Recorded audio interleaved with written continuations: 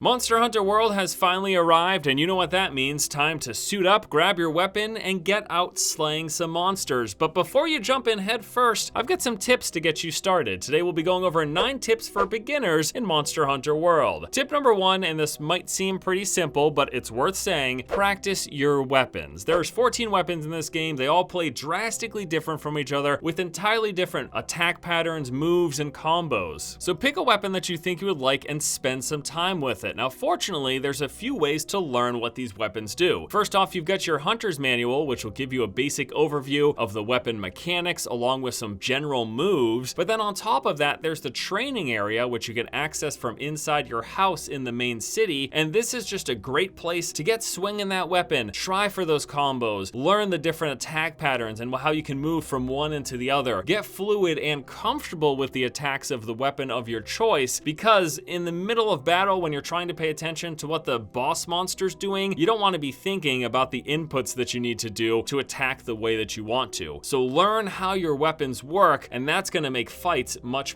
easier. I also suggest you start off sticking with just 1 or 2 weapons so you don't get overwhelmed. Tip number 2 is to buff yourself up. This game has food buffs aplenty, and you should use them. Buffs for your stats like stamina and damage, and these things just make you stronger. In fact, at the beginning of every hunt in the base camp, you can just eat a meal right there. Use those buff items to make yourself stronger if you feel like you need those extra stats. Tip number 3 is simply to use the Slinger. This is an incredibly useful tool that you should not forget about to cause distractions, trigger off traps, grapple onto the environment. On top of that, there's all sorts of different types of Slinger ammo, which can damage monsters, blind them, or even stun them, allowing you to get off a ton of huge attacks. So try everything out and get familiar with the Slinger. Tip number 4 is to have bombs on you at all times. Specifically, the idea of sleep bombing is very popular. Monsters going to sleep in the middle of the fight, while they're sleeping, place a bunch of bombs right next to them and then trigger them for some massive spikes of damage. What's more awesome is the fact that there's a mechanic of from when a monster is asleep, their first source of damage is magnified. Get used to having bombs and using them for those big extra burst of damage. Moving on to tip 5, it is to utilize invincibility frames. There's a few different ways that this comes into play. First off, the basic dodge has a small window in which you're invincible to taking any damage. This is going to be tougher to learn and might take you some time, but there's a couple of others that are much more simple and you should be using right away. First off, if a monster's coming at you with a big attack that you don't think you can avoid, if you simply do a dodge with your weapon sheathed on your back, you'll do a big Superman dive and nullify all incoming damage. It is incredibly useful to avoid damage from big attacks, but also if you ever happen to get knocked down from a monster, a lot of times they'll try to follow this up with a combo for big burst of damage, but if you stay on the ground, you will also ignore all incoming damage. So keep that in mind next time you get knocked on your butt. You don't have to get up right away, and you can use this to your advantage. Tip 6 is to just be aware that this game has auto health recovery. Whenever you take damage, a portion will automatically replenish. That will be the portion shown in red. As long as you don't take any additional damage, that health will just come back over time. So don't bother wasting any healing if you've got a big portion of your health in red, because it's just gonna automatically come back. Tip number 7 is to be gathering all the time. There's a ton of different types of resources in this game scattered throughout every one of the maps, and you're gonna need them. This is a crafting game. To make weapons and armor and all of the items that you need, you're gonna need a ton of resources, and you'll never know what you need down the road. So just pick up everything that you see and stockpile as much as you can. Tip number 8 is to utilize the supply box. These are free items that you get at the start of every quest. Potions, rations, ammo, pick them up. But keep in mind, if you're in a group, that there's supposed to be enough for all of you, so don't just hoover up everything, because you don't want to be that guy. And finally, for tip number 9, I actually suggest starting solo, because it's a great way to learn the boss attack patterns. Plus, the bosses are easier when you fight them by yourself. It makes things a little less hectic and a lot easier to understand. And that is going to do it for my 9 tips for beginners in Monster Hunter World. Thank you all so much for watching this video. I'll be coming up with some more Monster Hunter content in the future, so if you like what you see, be sure to subscribe. Thanks for watching. I'll see you later.